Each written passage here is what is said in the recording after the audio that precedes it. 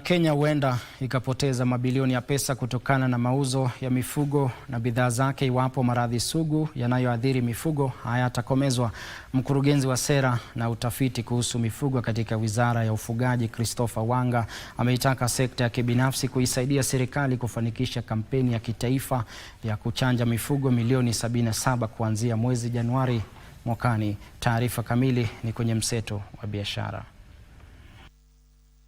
Kwa mujibu wa takwimu zilizopo, shilingi bilioni 190.5 mwaka jana kutokana na mauzo ya mifugo bidhaa zake ikilinganishwa na shilingi bilioni 150 Kenya ilipata mwaka uliotangulia.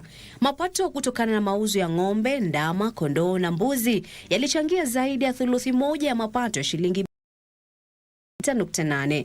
Serikali sasa inatafuta uungwaji mkono kwenye kampeni ya kitaifa ya kuongeza mapato hayo, hasa miongoni mwa wafugaji wadogo, kwa kuzuia hasara iliyosababishwa na ugonjwa wa miguu na midomo na ule wa PPR. We rely heavily on the veterinary services to transform the livestock sector. We have targets to achieve doubling our milk production, increasing revenue from leather and leather products. Wakati huo, wataalamu wa teknolojia ya usalama wa mitandao wanatoa wito wa ushirikiano zaidi na sekta ya kibinafsi kuimarisha vita dhidi ya uhalifu mitandaoni. Mwenyekiti wa kampuni ya usalama wa mitandaoni ya CyberPro, Preston Odera, amesema ipo haja kuhimiza ukakamavu wa wananchi ili kuhakikisha usalama wa mitandao na kufanikisha uchumi dijitali.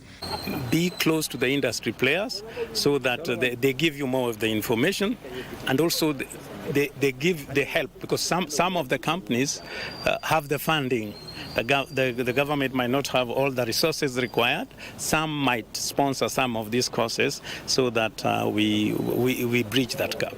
Na serikali inatafakari kuwapeleka samaki aina ya catfish kwenye mpango wa unyunyiziaji maji wa Mwea kudhibiti wadudu waharibifu waliojaa katika eneo hilo. Waziri wa huduma za maji na usafi Eric Mugaa amesema hatua hiyo inahitajika kwa haraka ili kudhibiti uvamizi wa panya wadogo na konokono wanaotishia kuangamiza mazao kwenye mpango huo. We are looking at biological controls kwa sasa. Biological controls ni ile tuna introduce samaki wadogo kama catfish, kula wale snails. Lakini mambo ya panya, mitego peke yake haitoshi kwa sababu hao panya ni wengi sana. So that is a biological control.